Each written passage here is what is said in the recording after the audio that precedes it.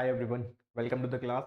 This is the part third of UPSC CSAT 2023। आपको पता है कि 2023 के जितने भी क्वेश्चंस थे मैथ के वो हम डिस्कशन कर रहे हैं वन बाय वन करके। Part one part two complete हो चुका है, होपफुली आपने देख भी लिया होगा।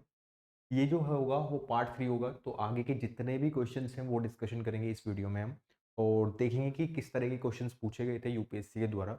और सबसे इम्पॉर्टेंट बात ये है, क्योंकि आप दो पार्ट अपने ऑलरेडी वॉच कर चुके होंगे, उसमें फ्लक्चुएशन देख रहे होंगे आप, नंबर ऑफ क्वेश्चंस का कैसे कैसे आ रहा है। ठीक है, तो आज भी कुछ यही डिस्कशन रहने वाला है कि कैसे हम कवर करेंगे आगे के क्वेश्चंस को। तो उससे आगे बढ़ जाते हैं जहाँ तक हमने क्वेश्चंस कर लिए थे, होपफुली आपको याद भी होगा। कोई नहीं, मेरे याद है बट तो काफ़ी सारे क्वेश्चन डिस्कशन हो चुके थे ऑलरेडी। तो लास्ट जो हमने क्वेश्चन किया था वो था हमारे पास यूनिट डिजिट का। ठीक है, हाँ ये क्वेश्चन हमने जो पार्ट टू है उसमें डिस्कशन कर रहा था, उसमें मैंने बताया था कि इसका यूनिट डिजिट फाइंड आउट कैसे करते हैं। दो तरीके बताए थे। एक तरीका तो था कि गोल्डन डिजिट्स जो मैंने पूरी 10 डिजिट्स में आपको 0 से लेकर 9 तक बताया कि 0 1 5 6 गोल्डन डिजिट होगी। 4 और 9 में आप साइक्लिसिटी यूज़ कर सकते हो, और 2 3 7 8 में आप 4 से डिवाइड करके रिमाइंडर का पता करके देन रिमाइंडर जितना आया है उतना ही पावर उसकी लगा सकते हो, वहां से आप निकाल सकते हो। बट क्या था इसमें, इसका आंसर 2 आया था, बट इसमें आप दो, जो दो की साइक्लिसिटी है उससे भी इसको किया जा सकता था। तो दो मेथड मैंने बताए थे इसके क्वेश्चन के। अब नेक्स्ट चल रहे थे, दैट इज द ये क्वेश्चन है ना। एक बार आप खुद से ट्राई करो कि क्या आपका आंसर आ रहा है, फिर मैं आपको बताता हूँ। What will be the correct answer of this question, बताओ है क्या। पहले ध्यान से पढ़ो इसको, देखो। इसमें बोला है कि if A B C and D E F both are the 3 digit numbers, तीनों तीन तीन डिजिट्स के नंबर हैं, such that A B C D E F जो हैं वो डिस्टिंक्ट नॉन जीरो डिजिट्स हैं, है ना। डिस्टिंक्ट तो ठीक था, पिछले वाले क्वेश्चन से ऐसा देखने को मिला था।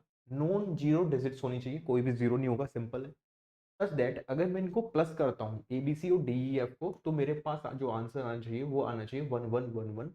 And what is the value of A plus B plus C plus D plus E plus F. ये कैसे फाइंड आउट होगा, ये मैं हिट एंड ट्रायल से ही करूंगा, सिंपल सी बात है ना। आपको भी समझ में आ रहा होगा कि यहाँ पे हमारे पास जो वैल्यूज गिवन है, जब तक मेरे पास ये वैल्यूज नहीं गिवन होंगी तब तक मैं फाइंड आउट नहीं कर पाऊंगा इनका सम कितना हो। क्लियर है बात इतनी सी सबको। तो कुल मिला के मेरे को फाइंड आउट करना होगा नंबर। अब वो नंबर कैसे फाइंड आउट होगा वो देखो आप। ए बी सी और डी ई एफ तीनों अलग अलग डिजिट्स हैं, है ना। तो कुल मिला के जो इनका जो सम आना चाहिए, ऐसा नंबर आपको ऐसा नंबर आपको पता करना होगा ए बी सी और डी ई एफ का। इनका नंबर प्लस करके आपको 1111 करना होगा यहाँ ना। यानी कि 4 पर 1 आना चाहिए। यानी कि क्या क्या वैल्यूज में यहाँ पे पुट कर सकता हूँ वो सोचो। अब आप क्या क्या वैल्यूज में पुट कर सकता हूँ वो सोचना है आपको। बताओ कैसे करेंगे हम इसको।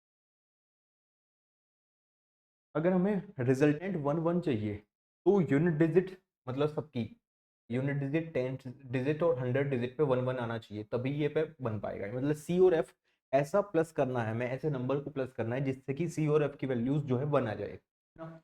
फिर कैरी 1 करके फिर यहाँ 1 आ जाए। तो इस तरीके से सोचना है आपको। तो हम सी और एफ की वैल्यूज क्या क्या ले सकते हैं सोचो।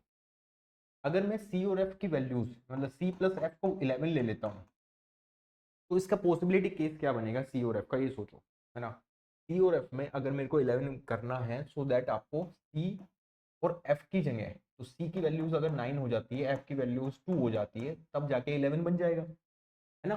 तब जाके यूनिट डिजिट पे 1 आ जाएगा। क्लियर है इतनी बात सबको। बताओ, अगर मैं सी की वैल्यू 9 ले लेता हूँ, और या 2, मतलब इनको चेंज भी तो किया जा सकता है, 2 और 9 ले लो या 9 और 2 ले लो, ये बात तो एक ही है ना। यूनिट डिजिट पे 1 आएगा, ठीक है। सी और एफ हो गया। बी और ई के केस में क्या होगा, बी और ई के केस में क्या होगा देखो।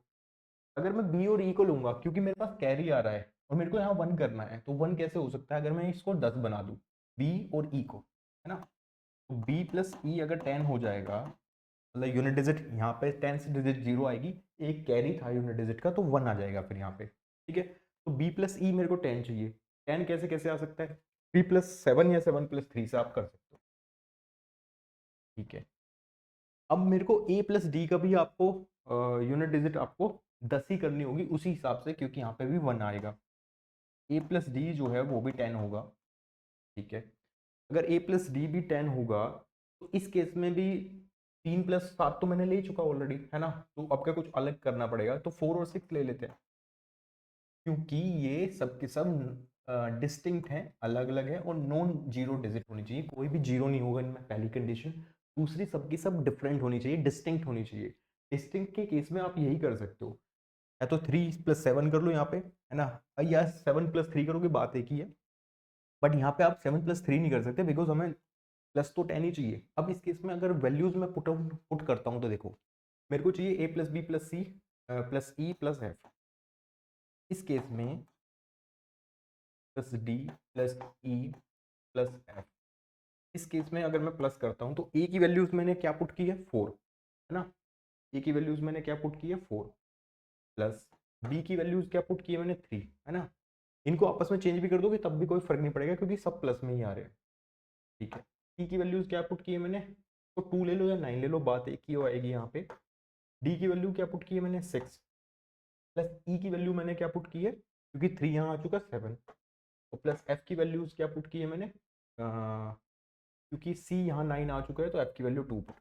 तो जब सबको प्लस करोगे तो आप प्लस करके आप वैल्यूज को निकाल सकते हो। 4 और 3 7, 9 और 7 16, और 6 22, और 2 24, और 7 24, और 7 हो गए 31, यानी कि 31। Option number D will be the correct answer of this question. Clear है, सबको समझ में आया? बेसिक पैटर्न पे ही था, सिंपल हिट एंड ट्रायल से आप यूज कर सकते थे इस क्वेश्चन को, और आसानी से आंसर निकाल सकते थे। इजी था, मुश्किल नहीं था ये। हाँ, ट्रिकी कहाँ था, ट्रिकी यहाँ था कि आप, अगर आपने यहाँ पे 10 बनाया है ना, यूनिट डिजिट, क्योंकि मेरे को 1 1 चाहिए सबकी, है ना। अगर आप इसको प्लस भी करके देखोगे तो आपका 1 1 1 1 बनेगा, है ना, क्योंकि आप वैल्यूज पुट करके देख भी सकते हो यहाँ पे, क्या ये 1 1 1 1 बन रहा है। तो ए बी सी की अगर मैं वैल्यू पुट करता हूँ, है ना, तो आप यहाँ से देख सकते हो, अगर सी और एफ को करूँगा तो मेरे पास सी की वैल्यू कितनी है, 9, और 2 11, कैरी 1 हो जाएगा। बी और ई को देखूंगा तो 7 और 3 10, एक कैरी 11, ठीक है।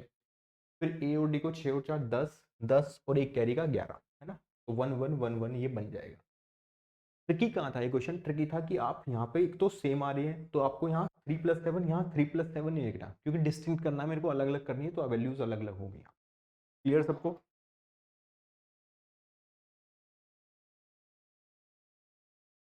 क्लियर है, चले आगे।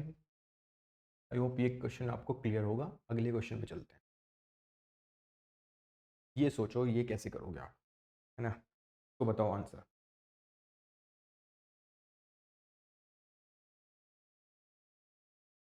कैसे होगा ये क्वेश्चन। इसमें पहले ध्यान से पढ़ लो, अच्छा क्वेश्चन है, काफी इंपॉर्टेंट भी है।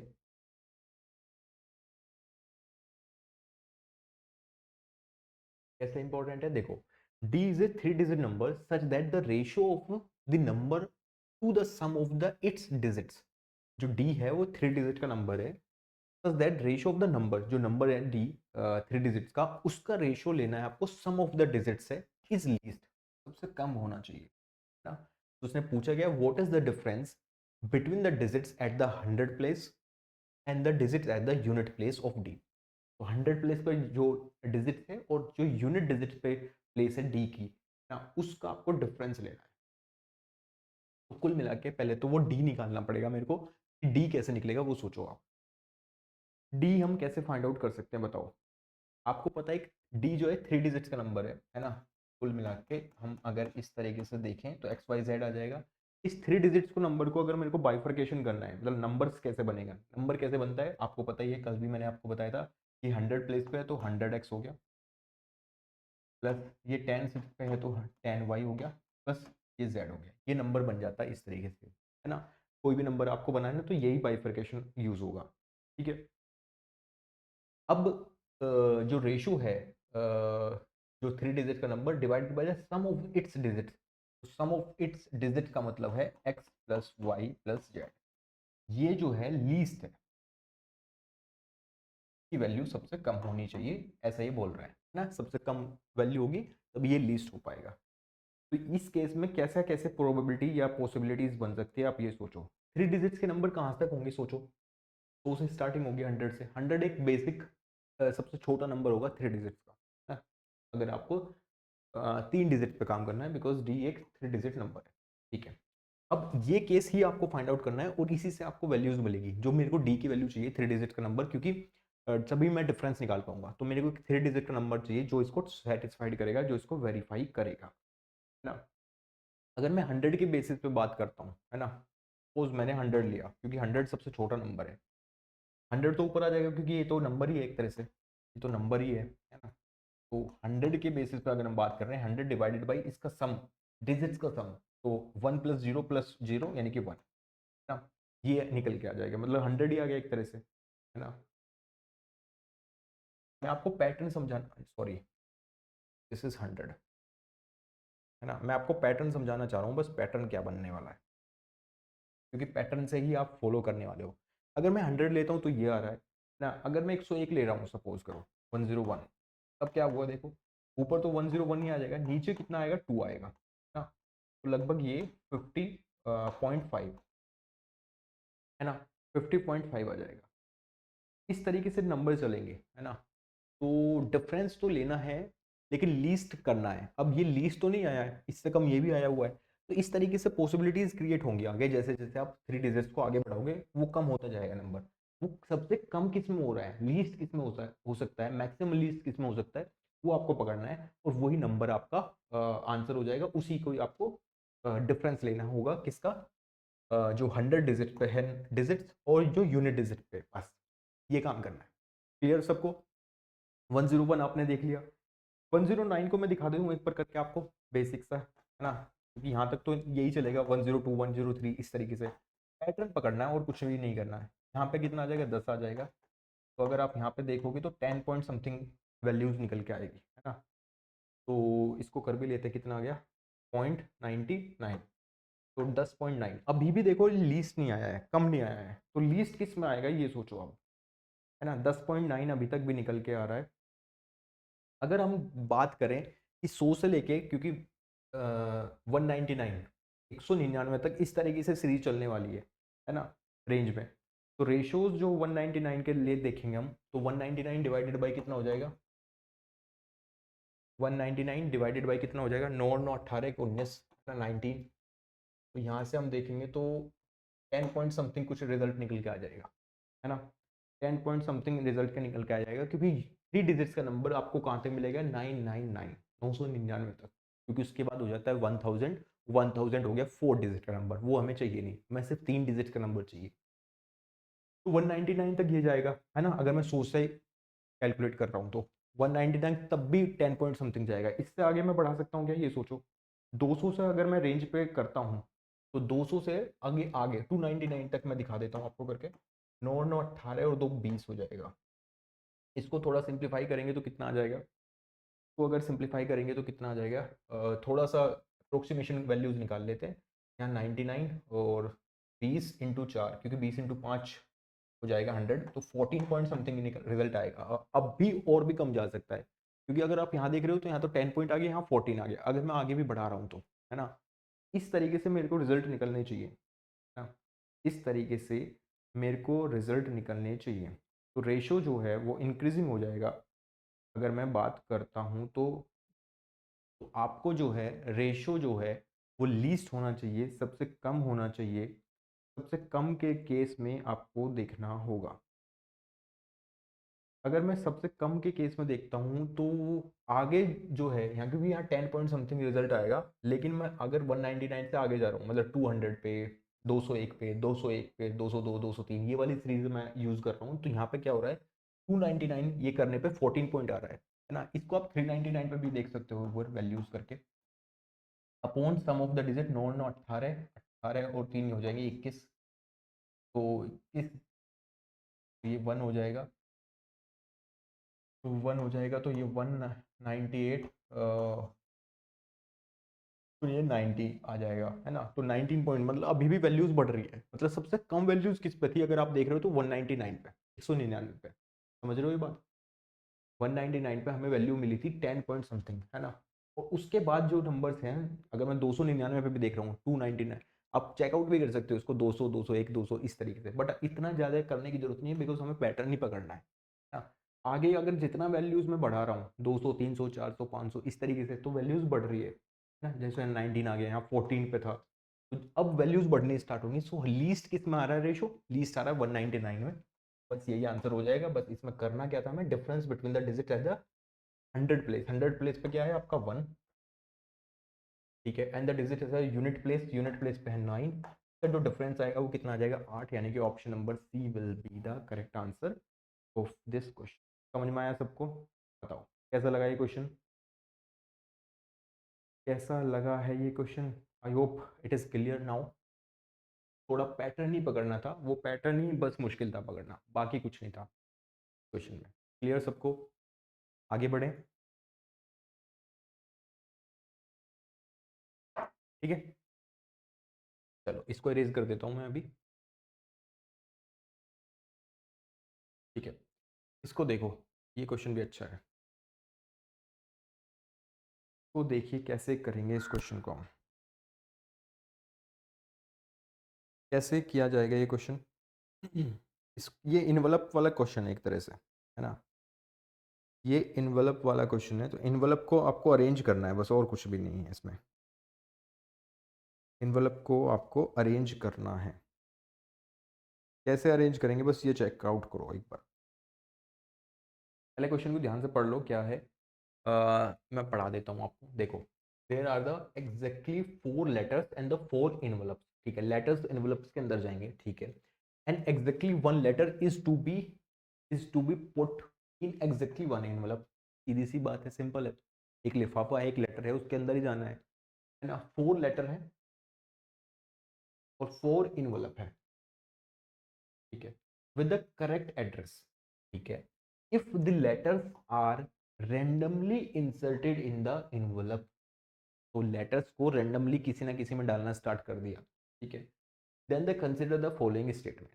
Consider the following statement, statement फिर बताना है कौन सा ट्रू होगा, यही आपको बताना है। Only one, only two, both, या फिर नीदर, है ना। तो एक बार इसको क्वेश्चन को खुद से एक बार ट्राई करो कि क्या आंसर आपका आ रहा है। It is possible that exactly 1 letter goes into the incorrect envelope. ऐसा भी तो हो सकता है क्योंकि इन्वेलप के ऊपर एग्जैक्ट एड्रेस होगा कुछ ना कुछ, और ये करेक्ट एड्रेस में फिट होना चाहिए। तो जो इन्वेलप आपको, जो लेटर आपको जहां भेजना है एड्रेस पे, वो एड्रेस मेंशन है आपका इन्वेलप पे। अब कोई सा लेटर किसी दूसरे एड्रेस में ना पहुंच जाए, है ना, ये आपको ध्यान रखना है। बट इसने स्टेटमेंट बोल दिया कि ये पॉसिबल है, ये ऐसा पॉसिबिलिटी है कि एक लेटर जो है, 1 लेटर जो है, वो गलत इन्वेलप के साथ चला जाए, गलत एड्रेस पे जो मेंशन है उस पे पहुंच जाए, ऐसा ये बोल रहा है। There are the only 6 ways, ऐसे 6 वेज हो सकते हैं that in which the only 2 letter, 2 letter can go into the correct envelope. ऐसे 6 वेज हो सकते हैं कि जिससे कि आपका 2 लेटर्स जो हैं वो करेक्ट एनवलप पे पहुंच जाए, ठीक है। तो स्टेटमेंट वन नंबर 1 को देखो आप। इसने बोला कि ये पॉसिबल है exactly 1 letter goes the incorrect envelope. तो अगर इनकरेक्ट इन्वेलप पे पहुंचेगा वो, है ना, the letter belongs to the envelope must be also place incorrect. सही बात है ये भी, है ना। ऐसा भी तो हो सकता है ना, ऐसा भी तो हो सकता है ना। ये बोल रहा है एक लेटर जो है वो इनकरेक्ट इन्वेलप पे पहुंच जाए, क्या ऐसा पॉसिबल है?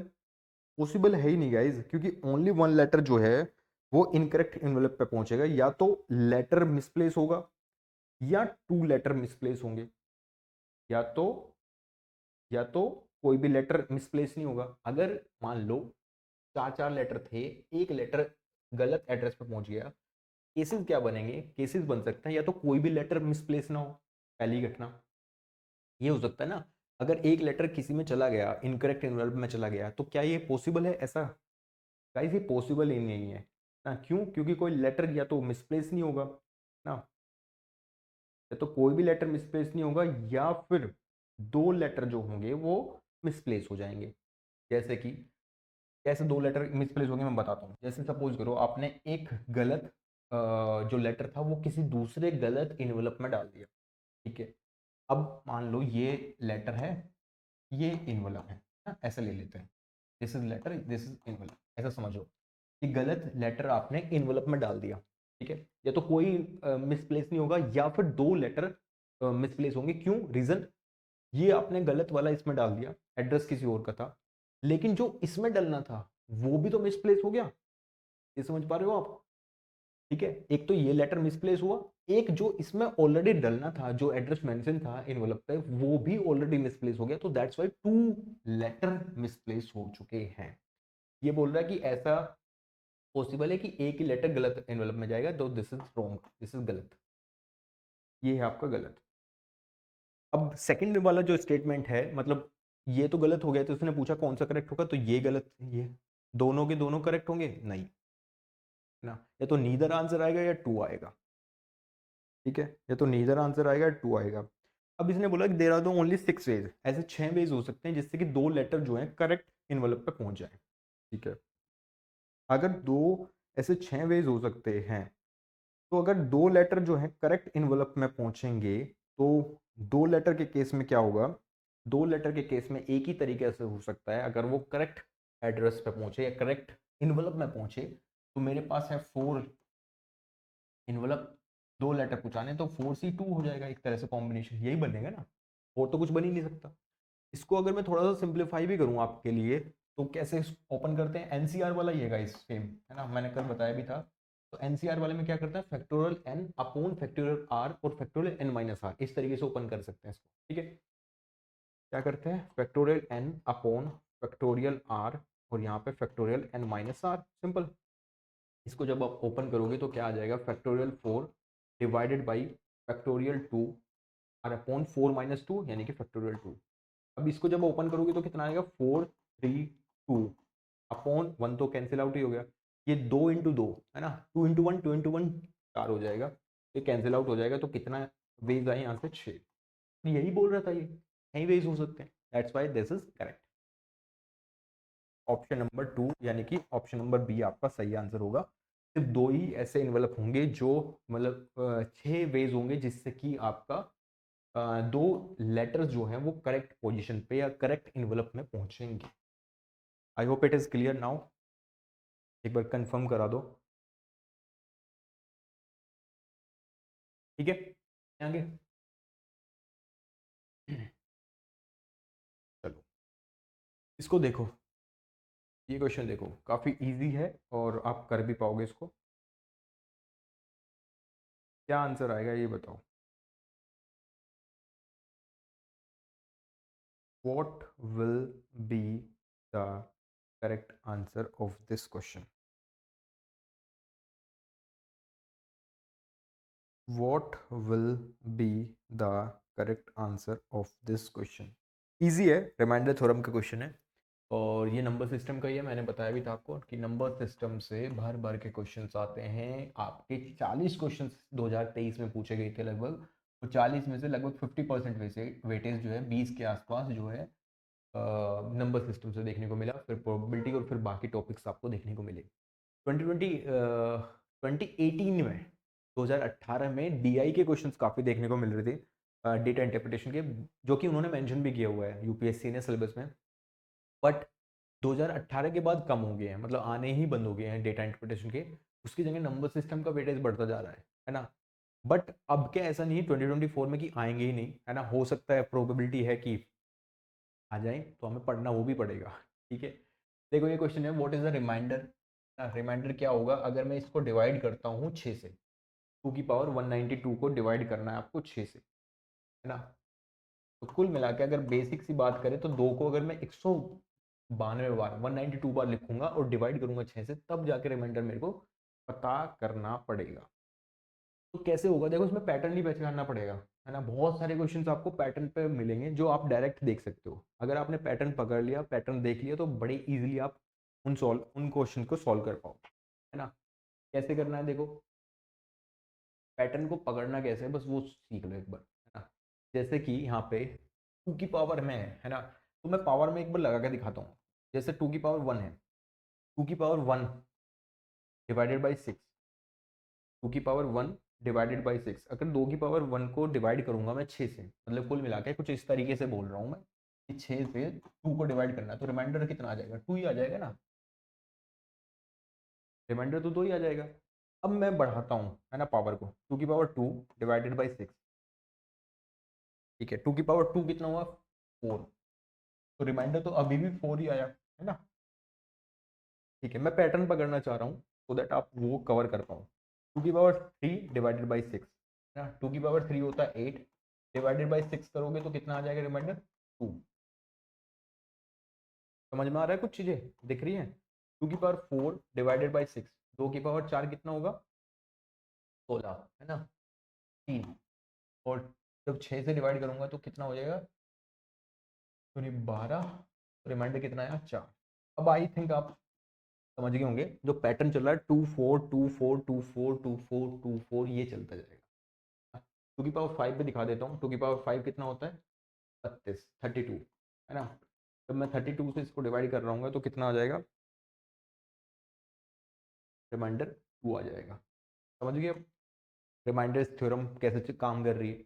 तो बस आपको रिमाइंडर्स को निकालना था, जैसे ही आपके रिमाइंडर्स फाइंड आउट हो गए तो अब पैटर्न समझ में आ रहा है कि जब ओड डिजिट्स या ओड पावर हो रही है तब आपका 2 आ रहा है ना, जब इवन हो रही है तब आपका 4 आ रहा है, और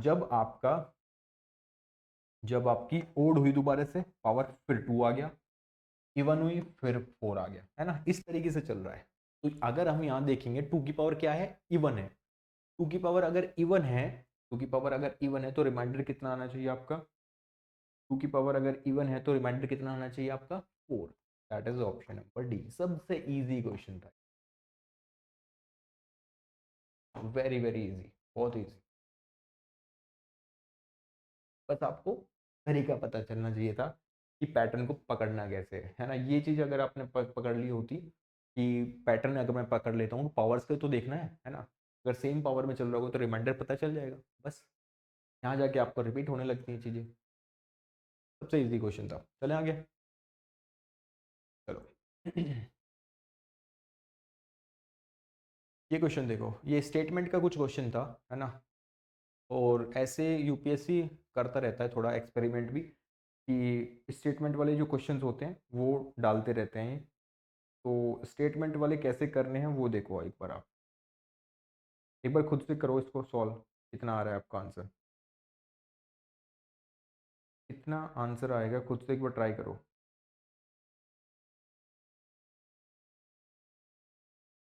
PQRS है और उसमें आपको वो बताना है, स्टेटमेंट दिए हुए हैं बहुत सारे।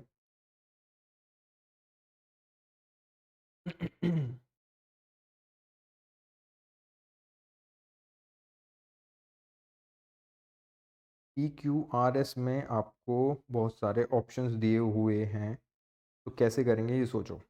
देखो पहले ध्यान से एक बार क्वेश्चन पढ़ो ध्यान से, मेरे सॉल्व करने से पहले एक बार खुद से ट्राई कर लिया करो। Consider the following statement in respect of the 5 candidates, 5 candidate कौन कौन से हैं, PQRST, 5 कैंडिडेट हैं आपके पास, इसमें पूछा गया है वो देखो, 2 statement are true and the one statement is false. इसने ऑलरेडी गिवन है 2 स्टेटमेंट ट्रू है, एक फॉल्स है, कौन सा ट्रू है ये बोल रहा है कि one of P and Q was selected for the job. इन पांचों में से one of P and Q, P और Q में से कोई एक सिलेक्ट हो जाएगा जॉब के लिए। फॉल्स स्टेटमेंट है कि at least one of R and S जो है सिलेक्टेड होगा जॉब में से, R और S में से एक सिलेक्ट हो जाए। तीसरा स्टेटमेंट ट्रू है कि एट मोस्ट 2 ऑफ RST जो है वो सिलेक्टेड फॉर द जॉब, मतलब 3 में से 2 तो सिलेक्ट हो जाएंगे एट मोस्ट, कंफर्मेशन है। विच of the following conclusion can be drawn, इससे कौन सा कंक्लूजन हम निकाल सकते हैं।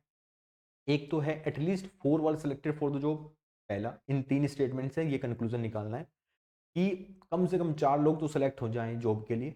S was selected for the job, S क्या सिलेक्ट हुआ था जॉब में, ये भी हमें बताना है। कैसे करेंगे सोचो, कैसे करेंगे इसको सोचो।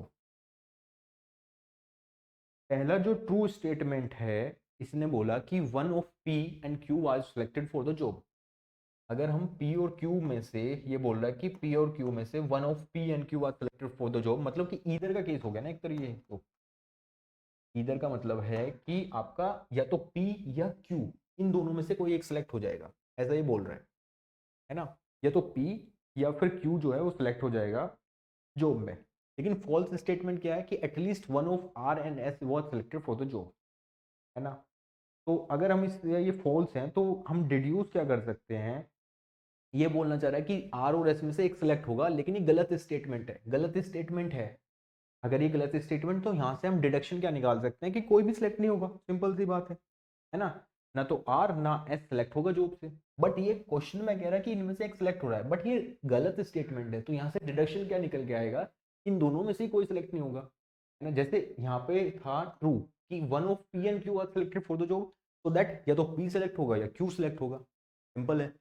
लेकिन इस वाले स्टेटमेंट में इसने बोल दिया कि एटलीस्ट आर और एस में से एक सिलेक्ट हो रहा है, लेकिन लेकिन ये गलत स्टेटमेंट है, तो हम यहाँ से डिडक्शन ये निकाल पाएंगे कि कोई भी सिलेक्ट नहीं होगा, ना नीदर आर नोर एस, ठीक है। तो दूसरे वाले स्टेटमेंट से हम निकाल लिया हमने डिडक्शन कि ना neither are NOR S.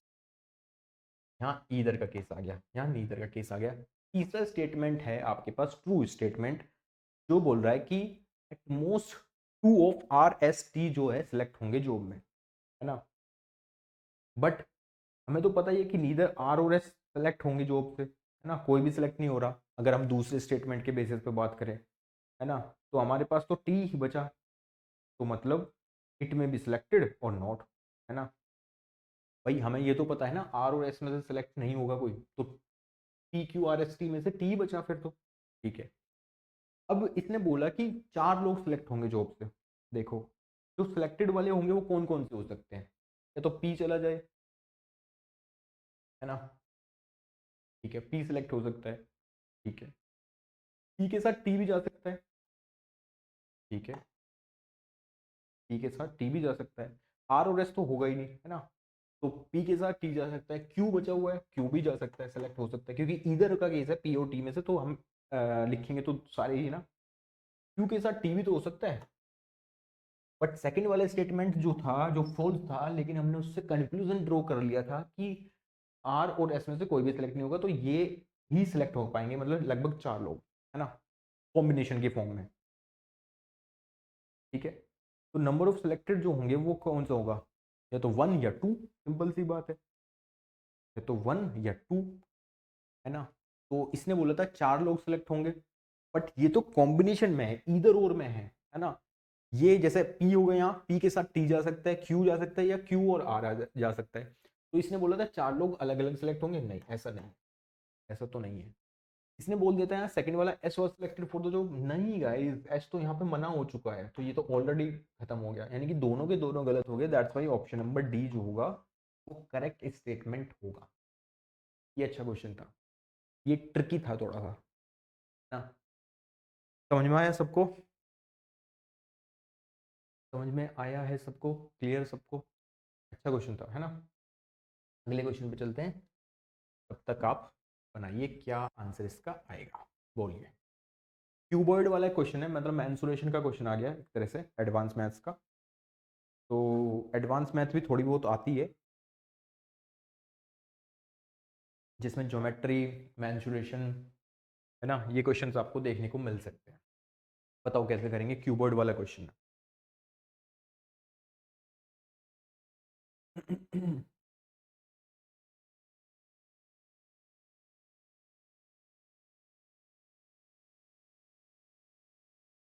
Cuboid वाला क्वेश्चन है, बताओ कैसे किया जाएगा।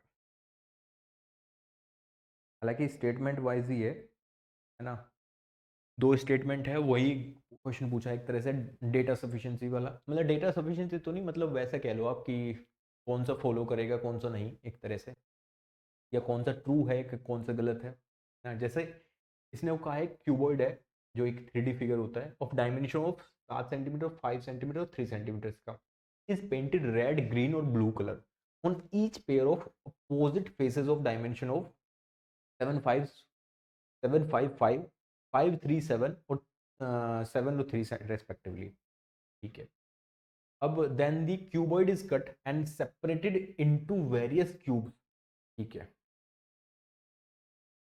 ठीक है, various cubes each of side of 1 centimetre. अब देखो ये काफी अच्छा क्वेश्चन हो गया, क्योंकि क्यूबॉइड में से क्यूब को कट किया गया है ना, एक एक सेंटीमीटर के। तो which of the following statement is correct. ये बोल रहा है कि there are the exactly 15 small cubes with no paint on any faces. 15 cube, छोटे क्यूब ऐसे आ जाएंगे है ना, बड़ा क्यूबॉइड में से छोटे छोटे क्यूब के इतने 1-1 सेंटीमीटर के क्यूब कट हुए, तो ये बोल रहा है कितने आने चाहिए। पहला स्टेटमेंट है कि 15 स्मॉल क्यूब्स आएंगे जिसमें कोई भी पेंट नहीं होगा किसी भी वॉल पे, और देयर आर एग्जैक्टली 6 क्यूब्स आएंगे with exactly 2 faces, one painted for the blue and one painted for the green. बहुत ही अच्छा क्वेश्चन है। थोड़ा सा तो आपने इस तरह के क्वेश्चन पहले डिस्कशन किया ही होगा, कभी ना कभी पढ़ा ही होगा, है ना। क्यूबॉइड की अगर मैं बात करूं एक बार, जो क्यूबॉइड हमारे पास है वो है 7, 5 और 3 सेंटीमीटर का। ठीक है, क्यूबॉइड तो पता है ना किसी को, या किसी को नहीं पता, एक बार बताओ। क्यूबॉइड तो सबको ही पता होगा कैसा होता है ना। 3D फिगर होती है कुछ इस तरह, जिसकी लेंथ ब्रेथ हाइट होती है। This is the cuboid, this is length, this is breadth, this is height, l, p और एच। ठीक है, क्यूब में ये सब चीज़ें सेम होती हैं, तो क्यूब में सब साइड होगी, मतलब सब सेम होंगी क्यूब में, बस इतना ही फर्क है, ज़्यादा कुछ है भी नहीं। तो पहले तो हमें क्यूब्स निकालने पड़ेंगे गाइज, पहले तो हमें क्यूब्स निकालने पड़ेंगे, क्यूब्स कितने आएंगे। अगर मैं बात करूं जो फेसेस हैं अपोजिट साइड वाले, है ना, क्योंकि 3 कलर है आपके पास ऑलरेडी गिवन है, रेड, ग्रीन और ब्लू।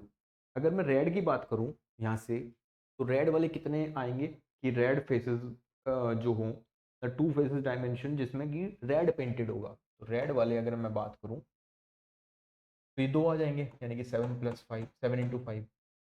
ठीक है, अब दूसरा जो कलर है वो हमारे पास है ग्रीन, है ना। ग्रीन के केस में क्या होगा, 5 और 3 वाला कॉम्बिनेशन बन जाएगा, है ना।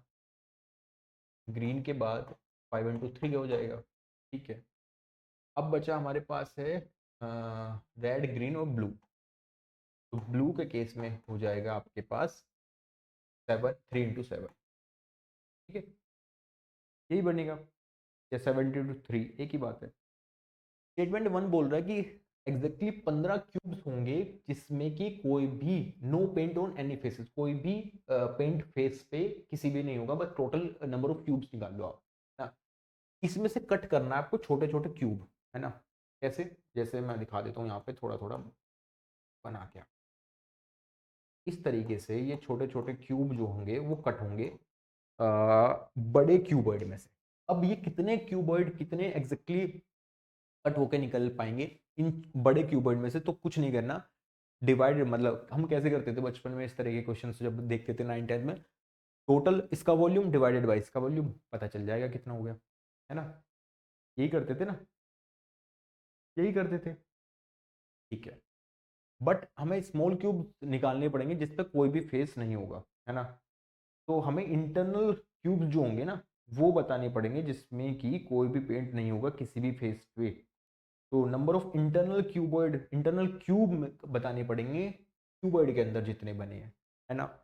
तो क्यूबॉइड के अंदर अगर हम देखेंगे तो वो कितने बनेंगे वो सोचो आप, 7 - 2, ठीक है, इंटू 5 यानी कि ब्रेथ -2, दो दो कैंसिल आउट हो जाएंगे, 3 - 2। ठीक है, अब यहाँ पे कितना हो गया ये, यहाँ पे अगर आप देखोगे तो कितना हो गया टोटल, अगर हम यहाँ देखेंगे तो 5 और 2 7, 5 ये 3 और ये 1, तो 15 और 1 15, 15। तो 15 क्यूब ऐसे होंगे जो कोई भी पेंट नहीं होगा किसी भी दीवार पे किसी भी वॉल पे। ठीक है, तो ऑप्शन नंबर या स्टेटमेंट नंबर 1 तो सही है। ठीक है, स्टेटमेंट नंबर 2 को देखो, there are exactly 6 small cubes आएंगे, लेकिन लेकिन लेकिन यहाँ पे ट्विस्ट है कि एग्जैक्टली 2 फेसेस पे जिसपे कि एक तो ब्लू पेंट हो और दूसरे वाले पे ग्रीन पेंट हो। क्या ऐसा पॉसिबल है?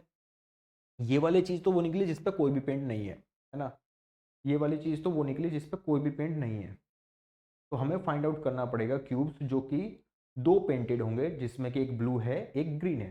ठीक है, तो जो क्यूब्स होंगे वो फाउंड आउट कहाँ होंगे, देखो ना, फाइंड आउट कहाँ होंगे ये सोचो आप, क्योंकि यहाँ पे अगर आप देख रहे हो, हम्म, हाँ, क्योंकि यहाँ पे आप देख रहे हो, अगर मैं, क्योंकि 1-1 सेंटीमीटर के थे ना इस वजह से 2 माइनस तो कर दिया, ठीक है वो तो, बट हमें हमें फाइंड आउट करने पड़ेंगे क्यूब्स जो कि फॉर्म हो रहे होंगे, है ना। अगर हम 2-2 1-1 सेंटीमीटर की बात कर रहे हैं तो हमें कितने क्यूब्स ऐसे मिल सकते हैं, ये आपको सोचना पड़ेगा, क्योंकि मिडल ऑफ साइड में चाहिएगा ना, मिडल ऑफ साइड में ही चाहिएंगे, है ना। क्यूब्स जो हैं वो फाइंड आउट कैसे कर सकते हैं हम middle of the 4-3 centimetre edge में, क्योंकि अगर आप ध्यान से देखोगे तो ये वॉल्यूम इसका कितना हो गया, 1, मतलब एक ये साइड ये साइड ये साइड, टोटल कितनी साइड होगी 3, है ना। क्योंकि मेरे को वो बताना होगा कि जिसमें 2 फेसेस पे कलर भी हो, समझ रहे हो उस बात को, 2 फेसेस पे कलर चाहिए, तो 3-3 सेंटीमीटर की अगर बात करें हम, 3 सेंटीमीटर एज की, है ना, तो 3 सेंटीमीटर एज में से हमें ओनली 1 क्यूब ही मिल पाएगा, ठीक है, 3 सेंटीमीटर पे, है ना। तो 3-3 सेंटीमीटर पे अगर हम देखेंगे तो एक क्यूब मिल पाएगा, तो यानी कि 3-3-3-3, तो लगभग 4 क्यूब्स मेरे को मिल जाएंगे इस तरह के। ये समझ में आया, 3 सेंटीमीटर के, 3 सेंटीमीटर के, ये 3 सेंटीमीटर के, और ये 3 की एज पे बात कर रहे हैं 3 सेंटीमीटर की, तो 1 2 3 4 क्यूब मिलेंगे, ना कि 6। इस वजह से ये हो गया गलत। ये भी अच्छा क्वेश्चन था गाइस, ठीक है। चले आगे, चलो इसको बताओ कैसे करेंगे। ये भी क्वेश्चन बहुत ही अच्छा है ना, दिख भी रहा होगा आपको इसको, एग्जामिनेशन वाला है, 4 पेपर्स वाला एग्जामिनेशन का क्वेश्चन है, जिसमें कि कुछ मार्क्स हैं, डिडक्शन हुए हैं, वो सब है, और उस पर ही बात करनी है आपको। तो एक तरह से ये पॉसिबिलिटी वाला या फिर कॉम्बिनेशन वाला हम बोल सकते हैं। ऐसे क्वेश्चन होगा, पहले ध्यान से पढ़ो एक बार इसको। In examination the maximum marks for the each of the 4 papers, 4 paper हुए, और मैक्सिमम मार्क्स जो हैं हर एक के लिए 4 पेपर्स के लिए, नेमली द PQRS आर 100, तो मैक्सिमम 100 मार्क्स का पेपर है, 4 हैं तो टोटल 400 हो गया, ठीक है। Marks secured by the student are in the integer, ठीक है, कोई भी पॉइंट्स में नहीं है ना, सबके सब इंटीजर्स में मार्क्स ला रहे हैं। ए स्टूडेंट है can score the 99% in the different ways, a student can score 99% in the different ways, in different ways, अलग अलग, तो एन की ही वैल्यू बतानी है वो कैसे हो सकती है।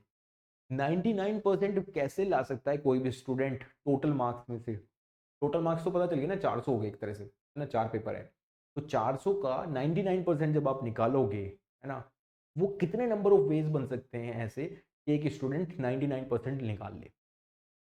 समझ में आया सबको, समझ में आया ये क्वेश्चन सबको, पहले ये बताओ। तो अगर मैं मैक्सिमम मार्क्स की बात करूं, आई थिंक यहाँ तक तो आप डिकोड कर चुके होंगे क्वेश्चन को, कि 200 के 4 पेपर आपके पास है, जो कि PQRS है, टोटल हो गया 400, ठीक है। जो स्टूडेंट है वो कितना सिक्योर कर रहा है मार्क्स, ये भी आपने निकाल ही लिया होगा, है ना। जो मार्क्स सिक्योर किए हैं, कोड किए हैं या सिक्योर किए हैं, एक ही बात है, वो 99% ऑफ द टोटल, तो 99% ऑफ टोटल मतलब कि 400, तो दैट्स वाई जो मार्क्स सिक्योर किए हैं, और 396 यानी कि 400 नंबर का पेपर है, उसमें से 396 स्टूडेंट्स के आ रहे हैं, यानी कि 4 नंबर कटे हैं ना कुल मिला के, तो 4 नंबर को ही आपको फिल्टर करना होगा कि इस तरीके से 396 कैसे वेज बन सकते हैं, एन डिफरेंट वेज हो सकते हैं जो स्टूडेंट इस तरीके से सिक्योर करेगा मार्क्स, वो एन डिफरेंट वेज ही हमें फाइंड आउट करने हैं बस, और कुछ भी नहीं है इस क्वेश्चन में, है ना, वो ही डिफेंड करेगा, है ना। तो 100 नंबर का पेपर था, ठीक है। ऐसा हो सकता है, यार मेरे को बताना एक बार आप, है ना, ऐसा तो हो सकता है ना कि 4 पेपर हैं जैसे PQRS, कि एक में वो 4 नंबर कम लाए और बाकियों में वो फुल लिया है ना, ऐसा तो हो सकता है ना, 4 ही नंबर कम करने हैं ना मेरे को, ठीक है। ऐसा हो सकता है या तो P या Q या R या S, 4 पेपर्स में से किसी में एक में वो 4 नंबर कम ले आता है, यानी कि 96 नंबर लाता है, बाकी में वो 100 सिक्योर कर लेता है, ऐसा तो बोल सकते हैं ना। ये बोल सकते हैं कि 3 सब्जेक्ट में तो वो 100 सिक्योर कर रहा है, एक सब्जेक्ट है वो कोई सा भी हो सकता है उसमें, है ना, एक सब्जेक्ट में वो 96 सिक्योर कर रहा है, तभी जाके उसके 4 नंबर कम होंगे, क्योंकि वो 396 बनाना है कुल मिला के, ठीक है, एक तो वेज ये हो सकता है ना, एक तो वेज ये हो सकता है। तो इसको जब ओपन करूंगा मैं तो कैसे होगा भाई, 4 फैक्टोरियल होगा सीधा सीधा सा, है ना, यहाँ पे 4 फैक्टोरियल हो गया सीधा सीधा सा, डिवाइडेड बाई, बट 3 जो है रिपीटिंग में भी है तो डिवाइडेड बाई 3 भी जाएगा फैक्टोरियल में सब, है ना, क्योंकि एन डिफरेंट वेज निकालने हैं। जब भी हम वेज की बात करते हैं हम फैक्टोरियल लगाते हैं। तो 4 को जब आप ओपन करोगे, 4 × 3 × 2 × 1 डिवाइडेड बाई 3 × 2 × 1, तो कुल मिला के यहाँ 4 बच जाएगा, क्योंकि 3 × 2 × 1 कैंसिल आउट हो गया। तो यहाँ से तो एक कंडीशन तो ये मिल गई आपको। ठीक है, दूसरी कंडीशन देखो, दूसरी कंडीशन कैसे मिल सकती है। ऐसा भी तो हो सकता है ना कि वो 100 नंबर ले आए दोनों में, है ना, भाई 2 पेपर हैं, 2 में वो उसने फुल फुल स्कोर कर दिया, मान लो 2 सब्जेक्ट में उसने फुल फुल स्कोर कर दिया। अब मेरे को 4 नंबर कम करने हैं, है ना, अब मेरे को 4 नंबर कम करने हैं, तो मैं कैसे कम कर सकता हूँ सोचो। 2 में उसने फुल फुल सिक्योर कर लिया, है ना, एक में मान लो वो 99 नंबर ले आता है ना, एक में वो 99, एक में वो 97 ले आता है। ऐसा भी तो कर सकते हैं ना, एक में वो 99 ले आया, एक में वो 97 ले आया, क्योंकि 4 नंबर यहाँ कम हो गए, 3 यहाँ नंबर, एक ये नंबर, यहाँ पे फुल फुल हो गया, टोटल हो गया 4 नंबर कम। तो यहाँ पे जो कंडीशन बनेगी वो क्या बनेगी सोचो, है ना, 3 अच्छा 2 में तो फुल फुल ही है, 2 में अगर फुल फुल है, 3 नंबर वहाँ कम हुए हैं, एक नंबर यहाँ कम हुआ है, 2 में उसके फुल फुल हो गए, है ना। तो यहाँ पे जो सिक्योर वो बनेंगे नंबर ऑफ वेज, वो बनेंगे 3100। 3100 को आप करोगे तो कैसे करेंगे, देखो 1 2 3 4 4 फैक्टोरियल तो ऊपर आएगा ही आएगा, बट नीचे जो है रिपीटिंग में सिर्फ 2 ही नंबर ऐसे हैं जो रिपीट हो रहे हैं, यानी कि 2 आ जाएगा नीचे। तो इस केस में क्या होगा, 4 × 3 × 2 × 1, 2 × 1 कैंसिल आउट हो गया, 4 × 3 यानी कि 12 आ जाएगा। ठीक है, ये थोड़ा थोड़ा माइंड में कैलकुलेशन आपको करनी पड़ेगी। ठीक है, 12 वेज आपके यहाँ पे बन जाएंगे। ठीक है, एक केस ऐसा भी बन सकता है, क्या सोचो, एक केस ऐसा बन सकता है भाई उसके यहाँ पे एक में तो वो फुल सिक्योर कर लेता, मान लो एक सब्जेक्ट में मेरे को 4 नंबर कम करने हैं अब, है ना, 3 सब्जेक्ट आपके पास है, तो एक केस ये भी बन सकता है, क्या बताओ, कि 2 पेपर में वो आपके 99 कर लेता है, 2 पेपर में 2 सब्जेक्ट में 99 आ गए, तो 2 नंबर यहाँ कम हो गए, और 2 नंबर और कम करने हैं मेरे को, है ना, क्योंकि मेरे को 4 करने हैं ना तो टोटल, बट एक 2 यहाँ हो गया, 3 यहाँ हो गया, एक एक और करना पड़ेगा आपको। एक के केस में क्या होगा, एक के केस में फिर आपको 2 कम करने पड़ेंगे, क्योंकि 2 यहाँ कम हो चुके हैं ऑलरेडी। ठीक है, 2 पेपर यहाँ हो गए, 2 सब्जेक्ट यहाँ हो गए, तीसरा सब्जेक्ट ये हो गया, चौथा सब्जेक्ट ये हो गया। ठीक है, इस केस में क्या होगा कंडीशन ये सोचो, 2 एक ही सब्जेक्ट में फुल है तो 0 तो वहाँ आ ही जाएगा। ठीक है, 0 तो वहाँ हो ही जाएगा। ठीक है, उस केस में क्या बनेगा सोचो, उस केस में क्या बनेगा 91 में, है ना, तो वहाँ क्या बनेंगे, देखो 2 तो वहाँ कम हो गए, ठीक है, 2 तो वहाँ आ गया, 99 के 2 हो जाएंगे तो 1 1 यहाँ आ जाएगा, एक फुल है, एक फुल है तो ये हो जाएगा। इस केस में जो फैक्टोरियल बनेगा, फैक्टोरियल 4 तो ऊपर आ ही जाएगा, नीचे तो 2 1 1 रिपीट हो रहे हैं, तो इसका भी सेम आंसर आएगा, मतलब कि 12 वेज यहाँ से निकल के आ जाएंगे। ठीक है, और क्या वेज हो सकते हैं सोचो, 4 को कम करने के कॉम्बिनेशन बनाना है हमें कुल मिला के, है ना, और क्या कॉम्बिनेशन बन सकता है सोचो। एक कॉम्बिनेशन ये भी तो बन सकता है ना कि भाई वो 100 नंबर ले आए, मतलब कुल मिला के 4 नंबर कम करने ना, 100 दो दो में ले आता है वो, क्योंकि ऐसा भी नहीं बना है मेरे पास अभी तक, और वो 99 2 में ले आता है, तब भी तो 4 कम हो जाएंगे। तो इस केस में क्या बन जाएगा, 2200। तो इस केस में क्या होगा, 2 2 बार रिपीट हो रहे होंगे, है ना, तो factorial 4 divided by factorial 2 divided by factorial 2, ये क्या बनेगा, factorial 4 divided by factorial 2 factorial 2। तो इस केस में क्या होगा, 4 3, तो ये 4 कैंसिल आउट हो जाएगा, तो 6 वेज यहाँ से बनेंगे, 4 इसके बन गए हैं, 12 यहाँ आ गया, 12 यहाँ गया, 6 यहाँ गया अभी तक, है ना, तो 12 बाय 24, 24 और 6 30 और 4 34, ना 34 तो यहाँ पे बनेंगे। कोई और भी बन सकता है क्या, ये सोचो, 34 तो आंसर है क्या, नहीं 35 है, मतलब एक एक वेज और बनना चाहिए। क्या ऐसे भी कर सकते हैं, सबके सब वो 99 नंबर ले आए, हर एक में 99 नंबर भी तो आ सकते हैं ना, 100 का तो पेपर है, तब भी तो 4 कम हो जाएंगे। तो ये एक ही कंडीशन बन पाएगी ऐसी, है ना, एक ही कंडीशन बन पाएगी, यानी कि 34 ही हो गया, एक ही हो गया 35, 35 विल बी द करेक्ट इस क्वेश्चन। क्लियर सबको? बताओ। काफ़ी डिटेल में मैंने आपको बता दिया है पूरा का पूरा कैसे बनाना था, है ना। बड़े आराम से आपने कवर कर लिया होगा। ठीक है, क्लियर है सबको? काफ़ी डिटेल में बता दिया मैंने एक एक चीज़ को ओपन करके कि कैसे कैसे कवर होंगी सारी चीज़ें। ठीक है, क्लियर सबको? चलो ये है फ्लैग वाला एक क्वेश्चन। ठीक है, this is the flag question जो आप करोगे, मेरे को घर से करके लाना है ये सबको। तो this is the homework question type. ये होमवर्क क्वेश्चन है जिसको आप कर सकते हो ना। और कैसे करना है ये भी आपको बताना है कमेंट करके। कैसे, ये स्ट्रिप वाला क्वेश्चन है बेसिकली, तो कैसे कवर करोगे ये आपको बताना है।